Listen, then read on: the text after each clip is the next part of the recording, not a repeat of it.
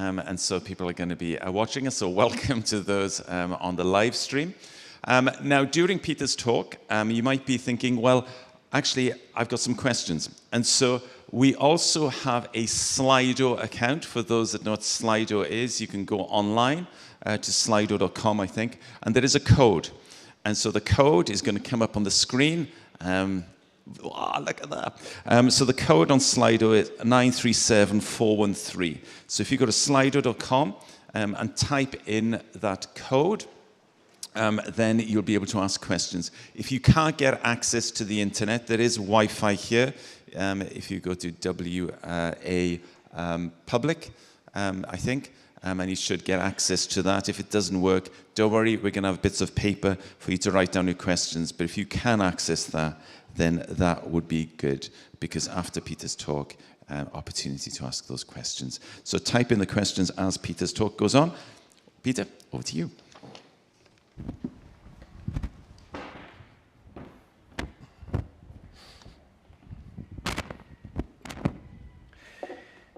It's great to be here and lovely to see a full room of people, not too cold, I hope. It's always a privilege to be here at Word Alive. Let me just say that if you are following in our passage in this book, it's a slightly different version that was read out just now. So this is the New International Version. This is the version that we'll be using. It's the same meaning exactly, just slightly different words. But this is the one. Please feel free to write in this. I don't really like writing in my Bible, but I'm happy to write in this. So please use it. Follow the talk. Write your notes in your own language if you like. Circle, underline. That's perfectly okay. This is your book to use, but keep this open because this is what we'll be studying each day. Okay? Great.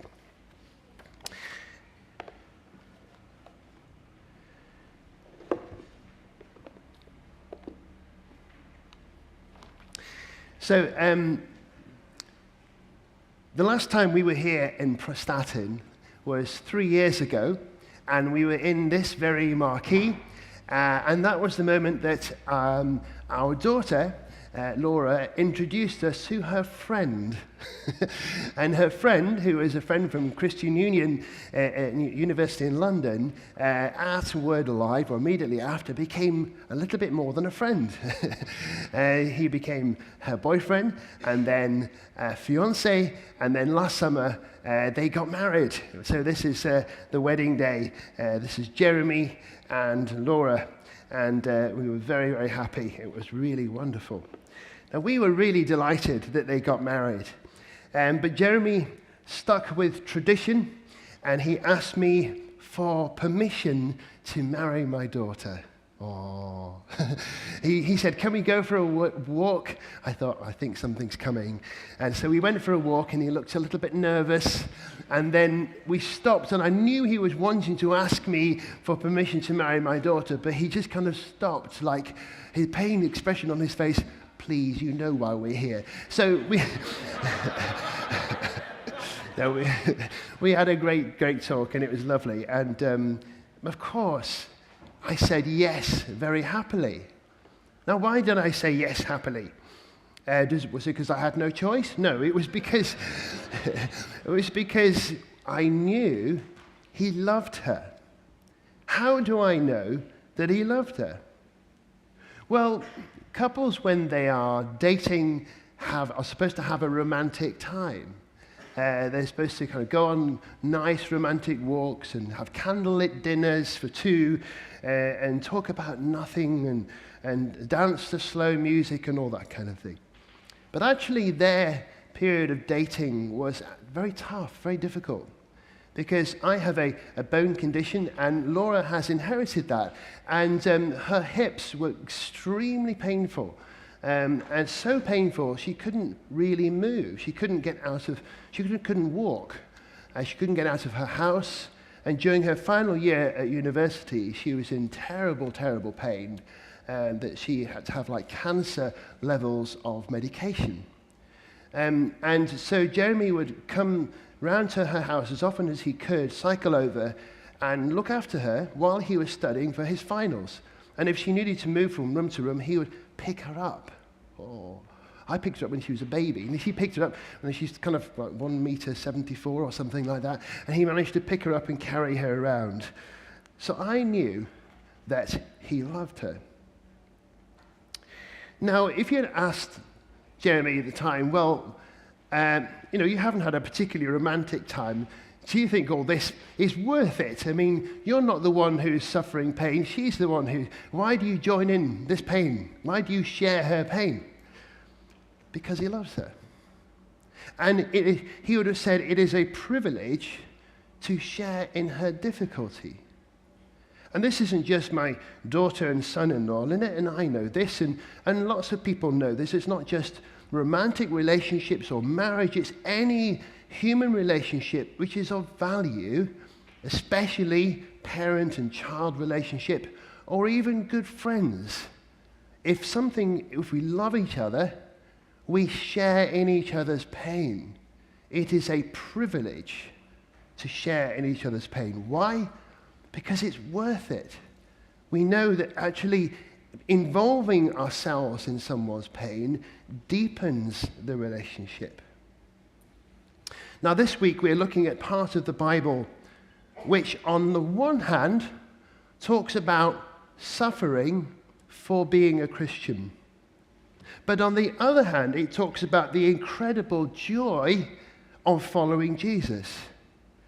And that the writer of this letter, Peter, helps us to see that any suffering that we might endure for being a Christian, or any suffering in life, is worth it by far because of the amazing, inexpressible, and glorious joy that we mentioned just now.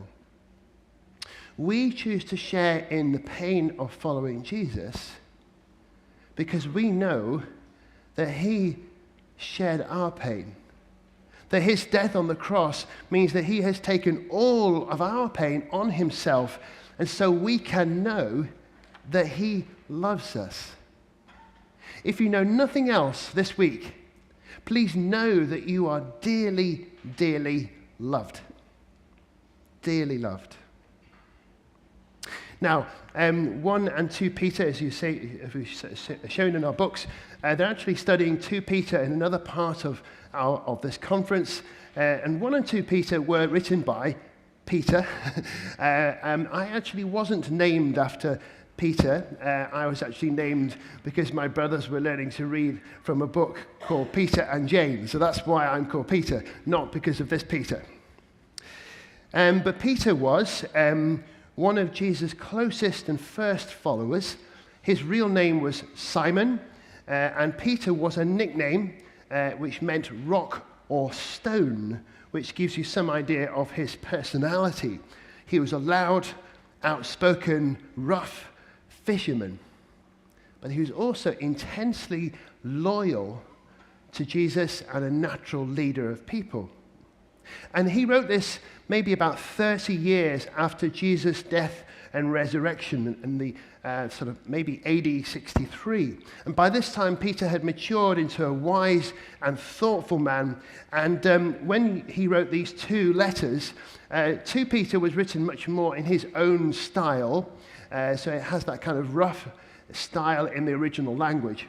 1 Peter that we're looking at is written in more kind of educated Greek. And that's because his friend Silas wrote the words while Peter was maybe dictating it or reading it to him. And we actually have that in 1 Peter 5, verse 12, that shows us that Silas was involved.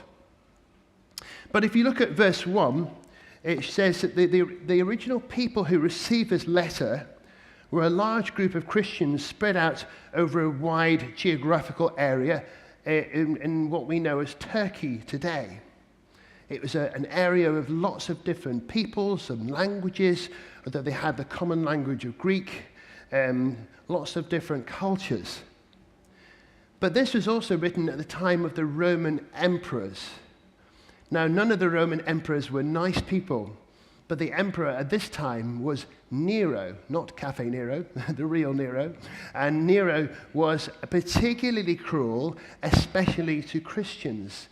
In fact, the story goes that he would sometimes set Christians on fire alive in his garden to light up his garden at night. And Peter was writing from Rome, from the center of the Roman Empire, and so he was talking to people about suffering from a situation of suffering. Now, for most Christians at that time, they knew that following Jesus was difficult and often dangerous. And actually, for many Christians in this world today, following Jesus is difficult and dangerous. But Peter writes to reassure them and us that actually suffering doesn't mean that God has forgotten us. Suffering doesn't mean that God has left us alone. Quite the opposite. He says that it's a privilege to suffer with and for Jesus. Just as in any relationship that's precious to us, it's a privilege. And maybe some of you have experienced this, or you will experience this, of suffering. And actually, if you look at the Christian history over the last 2,000 years and in the world today, suffering is the normal Christian experience. The normal Christian experience. Anyway, let's have a look in this passage, because this passage contains like a summary of, or an outline of what it means to be a follower of Jesus Christ. And there are 6 points. Some of them are just very brief, but let's go through them one at a time. The first one is that to be a Christian is to be chosen both to belong and to be a stranger. To belong and be a stranger. This is verses 1 and 2. And these words that Peter uses, elect, exiles. Elect, exiles. Now these words need explaining. To be elect is to be chosen, like you elect someone in a referendum or you elect a politician. It just means you choose. And God has elected us. He's chosen us to belong to him. So some people ask, well, if God has chosen us, some people, to belong to him, well, does that mean that I choose God, or does God choose me? Well, and also verse 2 says that they were chosen according to the foreknowledge of God the Father. Well, this is something that we can maybe spend hours on, so let me just explain it with an example. Some years ago, we had a friend from Malaysia, a student from Malaysia, who came to our church. And she wasn't a Christian, but she enjoyed being with Christian people. And one day, she was talking to an older couple in our church about a problem that she was having with spiders in her room. Lots of spiders everywhere. And so this couple said, well, what you need to do is to buy this particular spray, and that will deal with your spider problem. And they told her that she could get this spray from this particular shop near to her university accommodation. So about 2 days later, she went to that shop and she asked for that particular kind of spray. And the shopkeeper said, "Is your name Rebecca?" And she was very surprised. She said, "How do you know my name?" And he said, "Well, yesterday an older couple came in and said that a young Asian student called Rebecca will come and ask for this particular spray, and we agreed that I would set it aside for you." And so she was very touched. She was very moved at this act of kindness. But this also gives us a bit of a picture. Because Rebecca was given the advice, but she had to choose to act on the advice. But when she chose to act on the advice, she found that they'd gone ahead of her and she was known by name. Now, some people say, well, if I'm supposed to be a Christian, I'll be a Christian. God will make me a Christian. No, we have to choose to follow the advice that we have to choose to act on the knowledge that we have. We need to do something. We need to put our trust and faith in Jesus. We need to act. But when we do so, we find that God has gone ahead of us. He was expecting us. He welcomes us, and he knows us by name.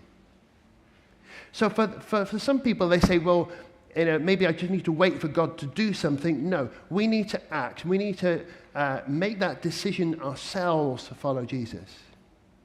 But it also means we don't need to worry about praying the perfect prayer or doing it right, because God knows us by name, and he's welcoming us, and he's expecting us. The other word is exiles. An exile is someone who is forced to live away from their country, like a refugee. And what Peter is telling us, quite simply, is that an exchange has taken place. Before we believed in Jesus, we belonged to the world, but God was like a stranger to us. He knew us, but we didn't know him. But now we've put our trust and our faith in Jesus. We belong to God. We're in his family, but we have become a stranger to the world. And Peter was writing to people, people didn't move around much in those days. So he was really writing to people who were in the same families, the same communities, the same villages that they've always lived in.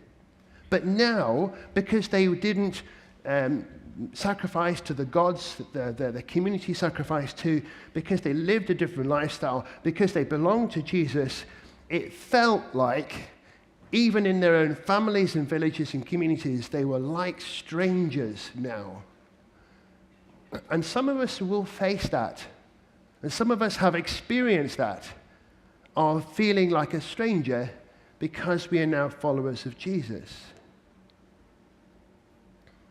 When I was a young Christian, we used to talk about friends who are trying to live with one foot in each world. They were trying to follow Jesus with one foot, but then they're also trying to be like everyone else and have one foot in the world. You can't hop after Jesus. You have to follow him with both feet. It is impossible, and it only makes you miserable, and it dishonors God to try to live in two worlds at the same time. We also, number two, have been born again. We've been given new birth into a living hope. This is verses 3 to 5. Now, as a student, I did an internship with a pastor in the Philippines, and it was a wonderful time. I learned a lot. One of the things is that in the Philippines, Christianity of some form or other has been in the country for about 400 years.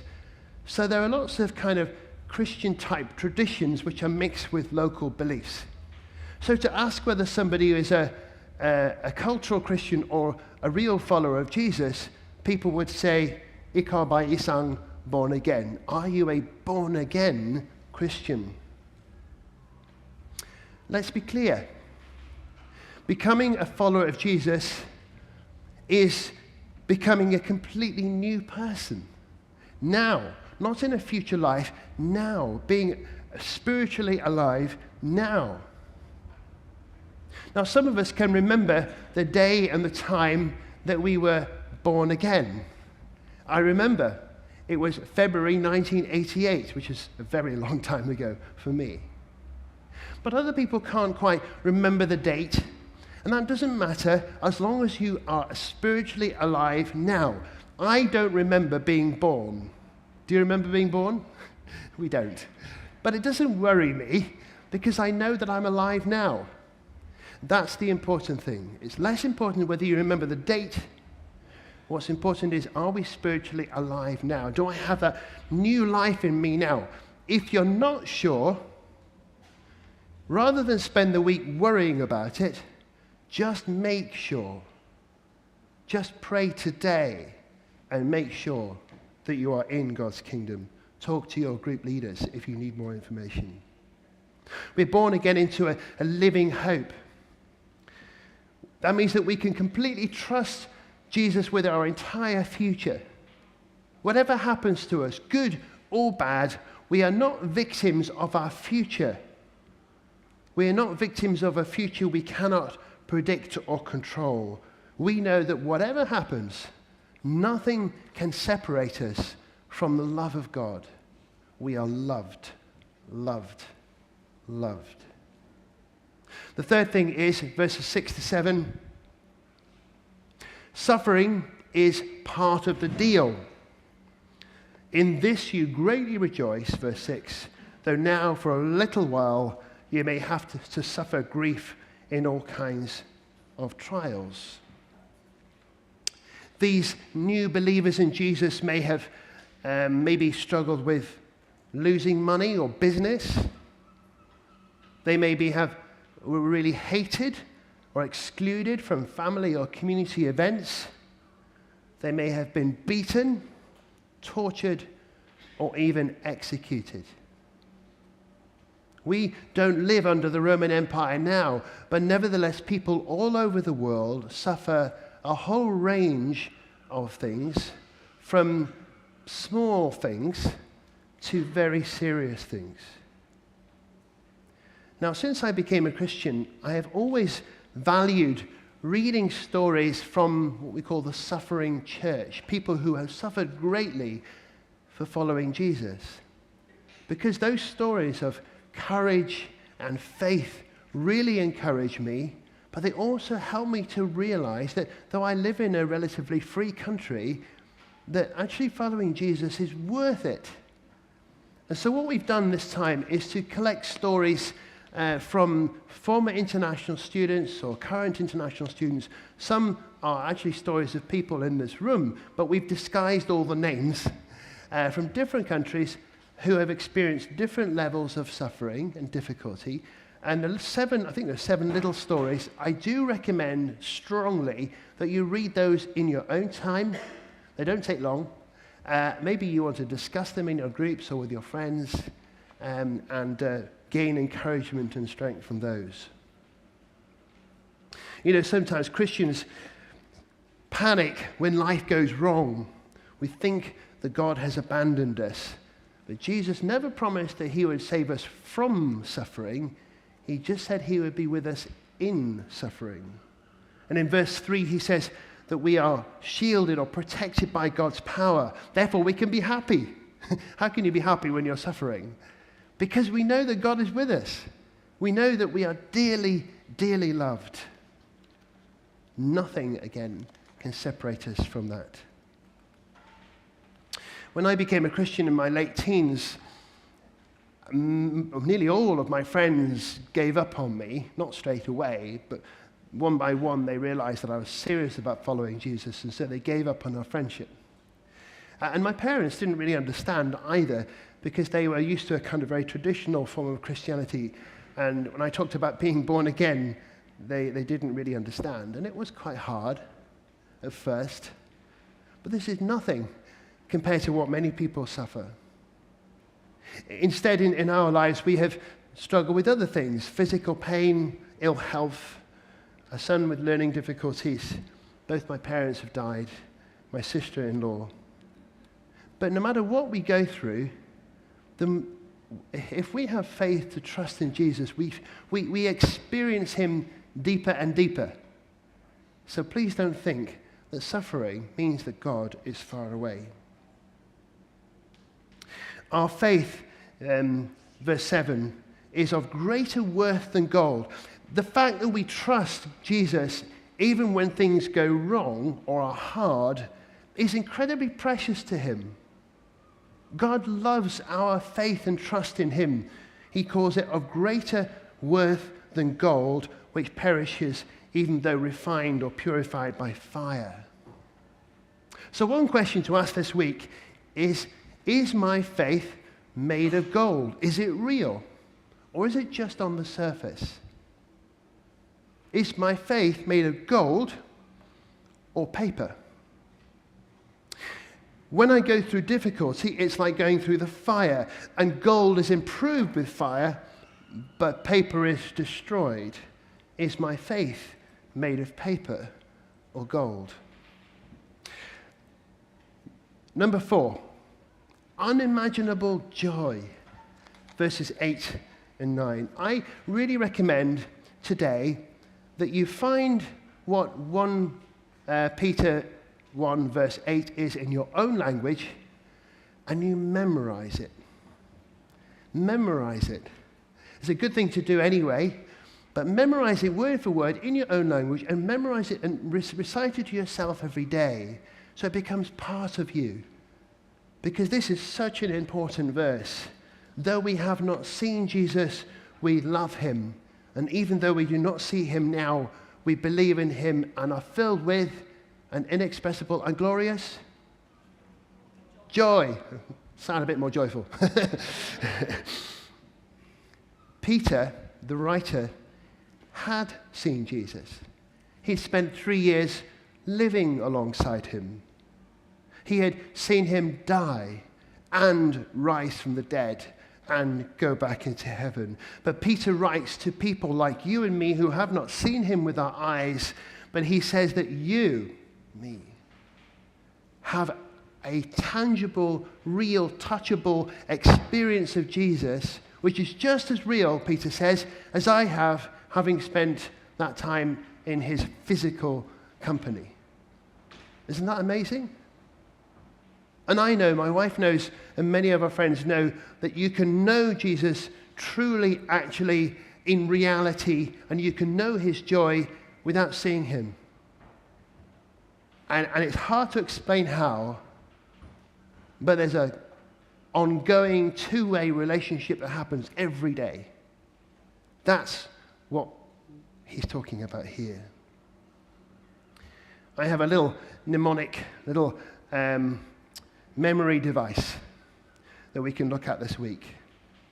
Joy is the true lasting joy that comes when we give Jesus complete control of our lives. J-O-Y. Jesus owns you.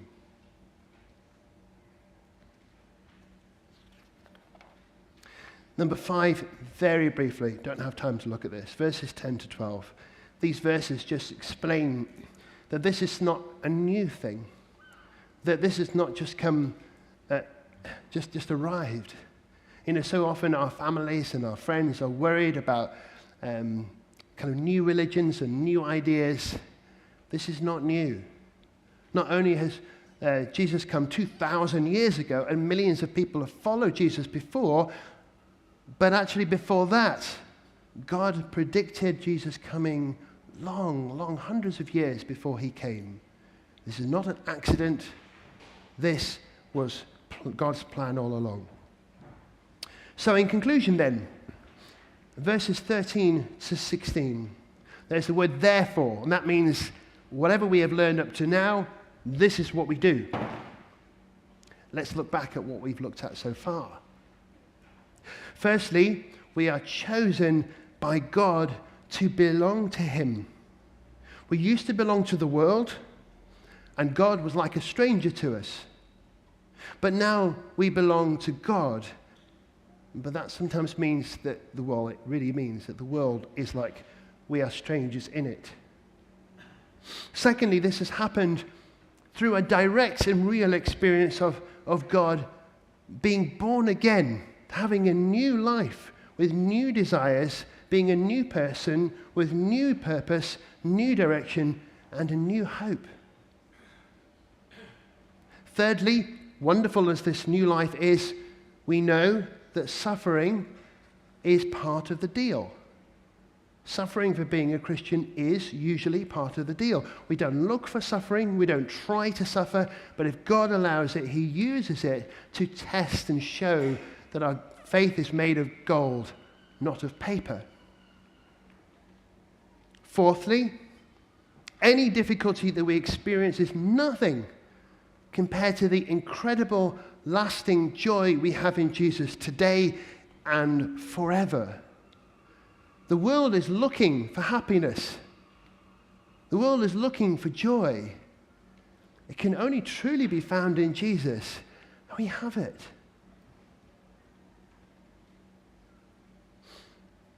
You know, people do have ups and downs. Christians do sometimes feel low. But the the weight or the emphasis of the Bible is that knowing God is just as suffering is part of the deal and normal for Christians.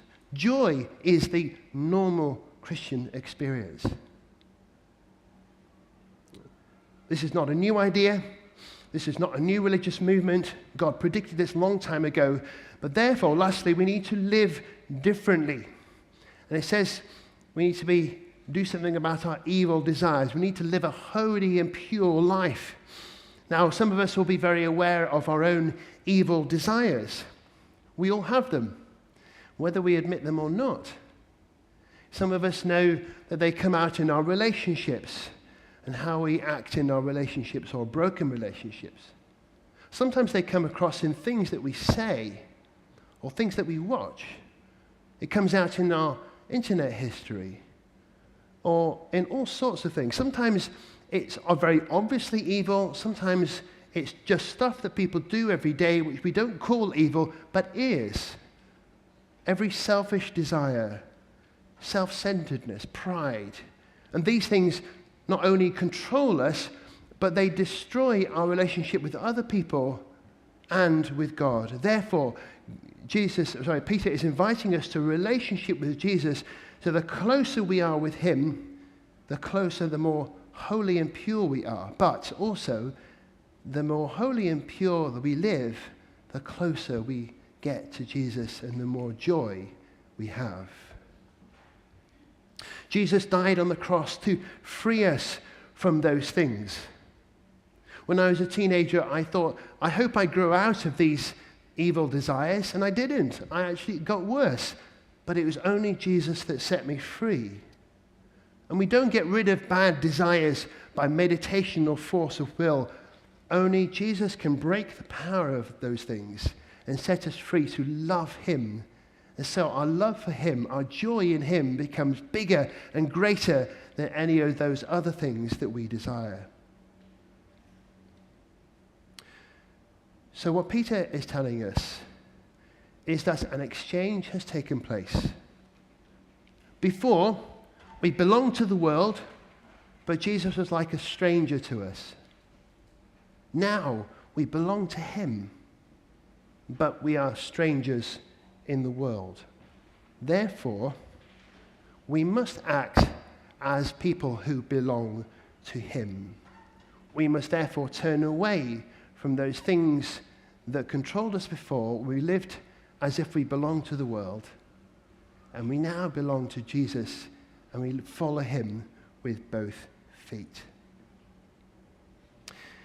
So I just want to ask you where you are right now. Is this what you thought Christianity was about? Maybe you're surprised that suffering is actually part of the deal. Maybe you're surprised that joy is part of the deal. But what stage are you at? Are you still trying to work out, maybe, is this true? Is this real? Maybe you have the beginnings of a faith in Jesus, but you want to know, is my faith made of paper or gold?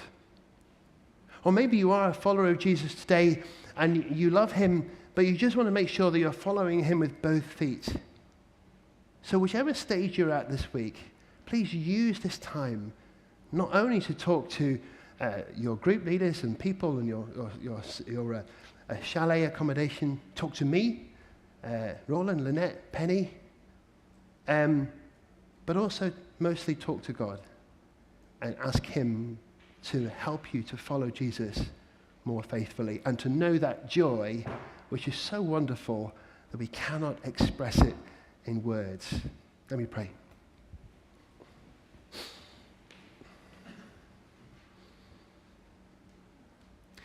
Heavenly Father, there's a lot in this passage, and as we begin, there's a lot of information to get across and a lot of things to think through. I pray that the most important things will settle in our minds. Help us to remember those things. And Lord, we pray that you would give us a greater taste of that joy this week, that will give us the desire to grow more and more close to you and know you more deeply. Amen. Thank you. Great. Thank you very much, Peter.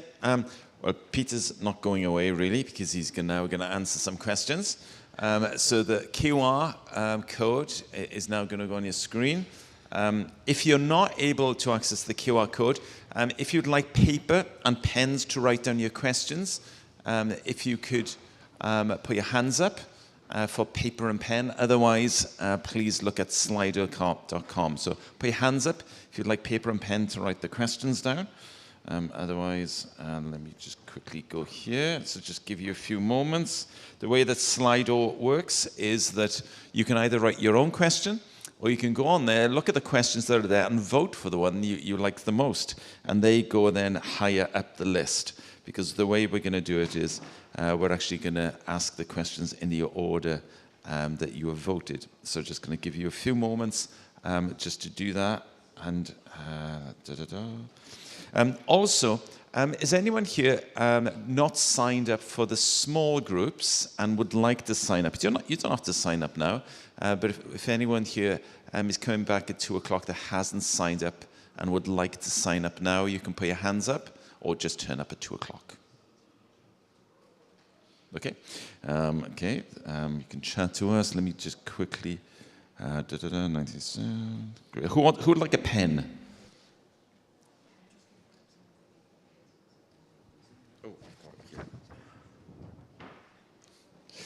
Who'd like a pen? There's some pens going around.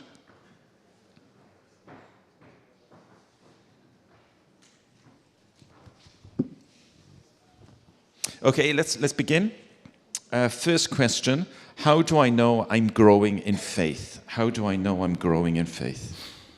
Yeah, thank you very much, first of all, for these questions, both today and I anticipate lots of good questions this week. One of the real privileges of doing this is to hear what people think. And when you give a talk, you stop talking and you sit down, you have no idea what people really think. So the questions really help me to have like a conversation with you. How do I know I'm growing in faith? I'm just coming back to Roland's house, which is now completely full of plants, and he can't actually find his way in. It's like a jungle now. So was that to our team? Was that to the? It was to the team. Sorry, get everyone. So earlier today, Roland said that he has house plants, and he has many. 70, did he say? So his little house is full of plants, and he's learning how to look after them. When you have a plant, if you watch it all the time, you won't know whether it's growing or not. But if you keep doing the right things, and then come back to it after a while, you'll see that it's grown. And in the same way, if we are worrying every single day, am I growing, am I growing? It's a little bit like looking at a plant and waiting for something to happen. What we need to do is to do those things which help us to grow, and then every now and again, maybe every few months, ask ourselves that question, how do I know I'm growing? And I think you will know. How do we grow? It's very simple. We grow by investing time in those things which God has given us to get to know him better. This is not just a book. This is God's word. And every day I come and read this and I ask God to speak to me as a father speaks to his son. And I learn to get to know God through prayer, through being with other Christians and learning and worshiping together, by serving. And those things help us to grow, just in the same way that sunlight and water and warmth helps a plant to grow. But I noticed the growth over a period of time. When I was born again, February 1988, I didn't know what had happened at the time, but it was weeks and months later that not only I noticed the difference, it was my friends that noticed first, growing in love and if you are hungry to know Jesus more, if you're hungry to know the Bible more, those things often show that we're growing. Just like a healthy child is hungry and wants to eat because they're growing. Great. Thank you, Peter. The next question that we have here is joy equals Jesus owns you. This sounds like a form of slavery and with a promise of suffering too. So how is this a privilege? Yeah. The truth is that, I mean, in some ways the Bible does say, you know, we're slaves to something. All of us are. But we're either slaves to our own desires, or we're slaves to other people's desires, or we're slaves to God, to Jesus. Again, that sounds awful because we want our own freedom. But our freedom makes us slaves of ourselves. And I know that from deep personal experience. So if I'm going to be owned by something, other people's desires or my own desires, I want to be owned by someone who loves me absolutely, totally, and unconditionally. Because if I'm owned by somebody who loves me perfectly, forever, I know that whatever they ask of me will be for my best interests. That no matter what happens, he has my best interests at heart. When I married Lynette, on our wedding day, we exchanged promises. And part of that promise is, I promise to love you forever. That everything I am, I give to you. Everything I have, I share with you. Nobody said, oh, Peter, that's a bit extreme. You know, she's a nice girl, but that's a bit much. We know that in a relationship of love, that's what you do. Because you're not joining an organization, you're joining your life with a person, and that person is also committing themselves 100% to you. No matter what we do for Jesus, he has done far more for us. So, does it feel like slavery? Doesn't feel like it. It's freedom. It's the true freedom. Thank you. What can I do if I feel that I am losing faith from God? So what can I do if I feel like I'm losing my faith?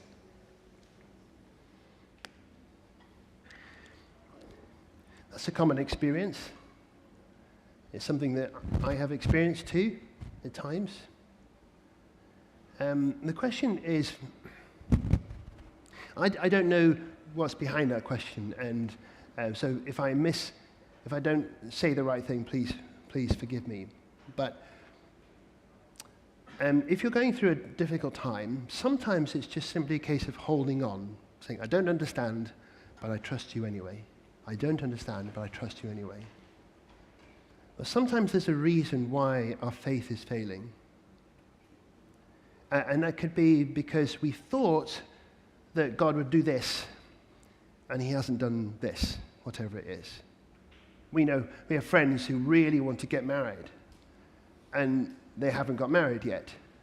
And they think that God ought to give them someone to marry, and God hasn't done that yet. And so they start to get disappointed and start to fail in their faith. Sometimes it's because of a loved one who's ill. Why isn't God doing this? I think the answer to that is to come back to what God's word really says. You know, sometimes what we believe about God is not actually based on the truth. It's based on ideas that we've picked up. It is this book, which God has given us to help us to know him, which tells us the whole balance of life. It tells us about good times and bad times and suffering and times when we kind of go, God, I don't understand. All that is in this book. And so our faith is built when we come back to what God says and we learn to trust him. My faith started to fail about 3 years ago. I realized I had got really dry inside. And God led me back to this book. And day by day, I just read God's word and I fell in love with him again because he showed me in this book just how much he loves me. And he'll do the same for you. Thank you. One very last question, just really quickly before we finish. And it's, what does living a holy life look like? Can it be different in different countries? Drinking, obeying families, etc. So very briefly, how do you answer, what does living a holy life look like? Can it be different in different countries? Yeah, thank you. Yeah, it can look a little different in different countries. There are some differences. For example, what does honouring your parents look like? Well, honouring your parents in my culture looks very different from honouring your parents in Lynette's culture. So being married into a Chinese family, I have two versions of what it means to honour your parents. Because for every day, for 4 years, I would talk to Lynette's dad most days, and we'd have dinner together, and I'd talk to him for a long time. Then I came back to Britain, and I called my dad on the phone every day, and after 2 weeks he said, "Peter, what's wrong?" I said, "Nothing, why?" He said, "You're calling me every day." And I realized that for my dad, that wasn't honoring him at all. For my father-in-law, honoring him is spending time with him. For my British dad, although he's passed away now, honoring him was not talking to him, it was showing my independence. Because as a Western person, we value independence. So by calling him every day, I was getting on his nerves. I was irritating him because he thought that was me asking for help. I wasn't, I was just talking to him. Anyway, that's just an example of how, but underneath, the principle of honoring your parents is really important. But it's a little bit like, as human beings, we have our hardware. And we are built by God to have a conscience, to have an understanding of right and wrong, good and bad. But our culture is like the software which is uploaded onto our hardware, and we have different versions of the software depending on what culture we come from. So sometimes that shapes our understanding of good and bad, right and wrong. As Christians, what we need to do is come back to upload what God says is good and bad, right and wrong, morality, holy life. But then you need to understand what that means in our particular culture. I've just given you an example about honouring your parents. And that's really what Word Alive is for, is to help us to do that, to help us to look like, what does it really mean, not just what Peter says from the front, but what does it mean for me when I go home? I hope that helps. Thank you, Peter. We'll say goodbye now to those on the live stream. We've finished that part of the talk now. Thank you, Peter. Sorry that we couldn't answer all the questions. Peter will look at all the questions